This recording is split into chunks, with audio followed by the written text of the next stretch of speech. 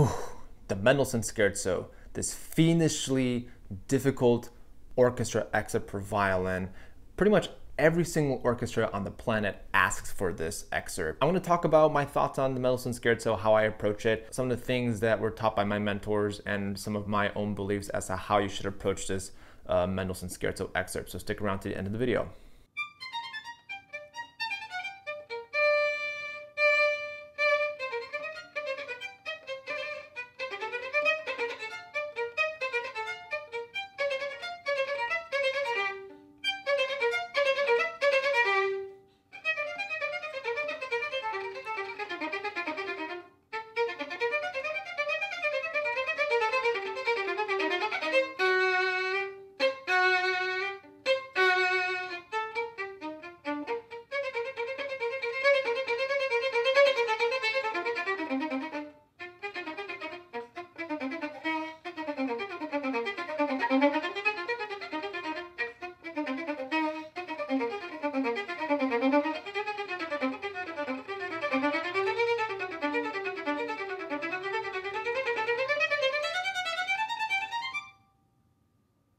What's so difficult about this violin excerpt for orchestras is that you have to play piano. You have to imagine yourself that you're in a group of violinists and you are just one of like 24 violinists. So even though you have to play piano that's printed in the music, you kind of have to like even bring that a dynamic down. So that way the collective group is piano, not just yourself. So that's something for you to think about, are dynamics. The dynamics are really tricky when it comes to this excerpt. Let's talk about the bow stroke. The bow stroke is a sautillé bow stroke that I would typically use for this Mendelssohn Scherzo, just because it gives me just enough bounce in the sound while keeping the bow hair on the string.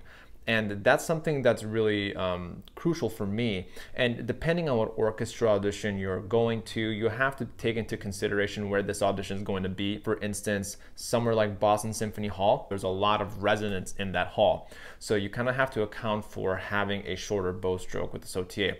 However, in places like Chicago Symphony Hall, where it's quite dry, they might expect something different out of you when it comes to your Mendelssohn Scherzo. That's where the variations of bow stroke really comes in as you're applying to various orchestras around the country and around the world. Now, I've spent a lot of my time in school trying to learn these excerpts, and they're really, really difficult for various reasons, which is why orchestras ask for them.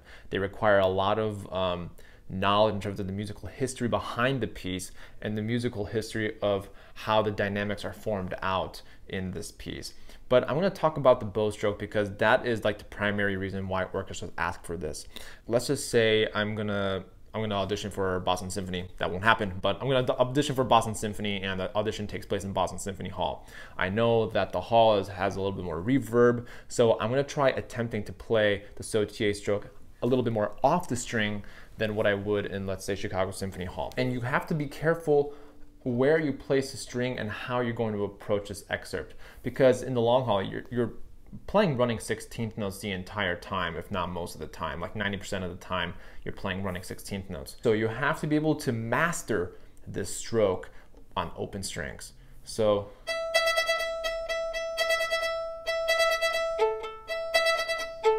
you kind of have to let the bow do most of the work, and you kind of have to find the sweet spot in your bow and even in your bow grip. You can't be pressing too tight, you can't be pressing too lightly. You kind of have to find a nice happy medium. So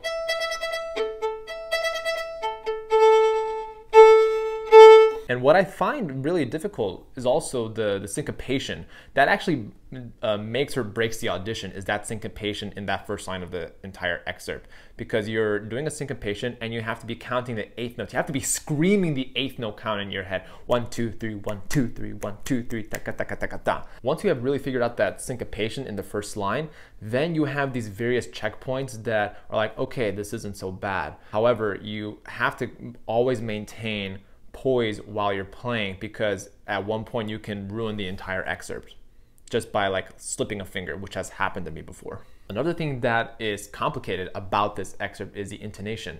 And there are 3 different kinds of intonation. There is just, equal temperament, and Pythagorean intonation, which also we call melodic intonation, which means that the whole steps are wider and the half steps are tighter. And that's what I imagine myself using with this excerpt. All your orchestra people out there might be thinking, well, you know, usually orchestra is tuned with equal temperament and they play equal temperament. Yes, that's for the most part true. However, if you're playing with this level of excerpt with running 16th notes, something that might sound in equal temperament or just intonation is it's not going to sound in tune.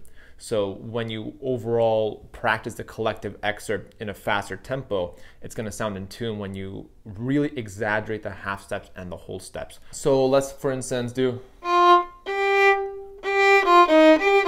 So the F to the G to the E flat. Instead of, I'm going to tune the G to the open G to C.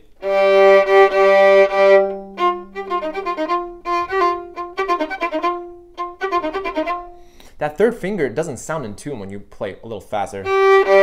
But by nature, the violin is letting the ear, my ear, know that this G is in fact in tune and it's matching the open G string. However, with the running 16th notes, you want a little bit wider, wider whole step between the F and the G. Even though it's gonna sound out of tune in a slower tempo,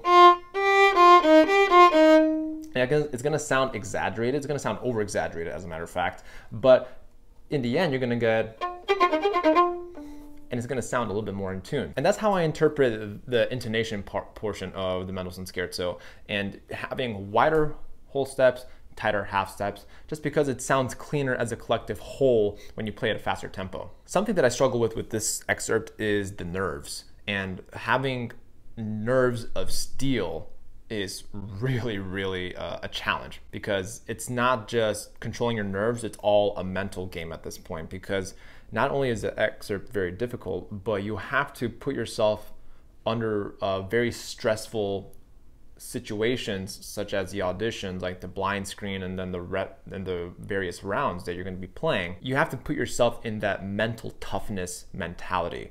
And something that I learned in school, and something that I've kind of taken with me while I teach excerpts and I play excerpts, I think that you have to set yourself up for success. And that means that have various goals, as I mentioned earlier, having various checkpoints that you can really count on to get the piece and get the orchestra excerpt as tidy and as in tune and as sounding good as humanly possible. And I know that's a lot to ask, but those are some of my tips on Mendelssohn Scherzo.